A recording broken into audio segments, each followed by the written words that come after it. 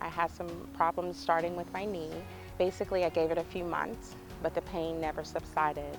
So I come to see Dr. Hage, and he did some x-rays and come to find out that I had some arthritis on the inside of my right knee. And so that was causing the constant pain.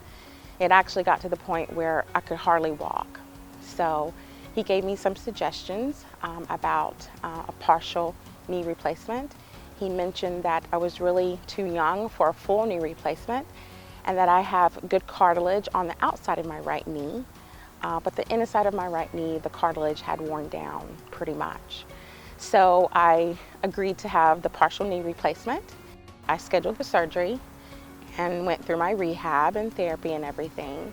What made me very happy was I was out of pain, absolutely no pain. And I mentioned to my friends about Dr. Hage, how he's a wonderful doctor, a very nice doctor, and that he did a great job. And I could feel, even 2 weeks after the surgery, I started to feel better. I knew that he had done a great job with the procedure. And so continued to do my therapy at home, started walking, my strength came back. I started back into my exercise.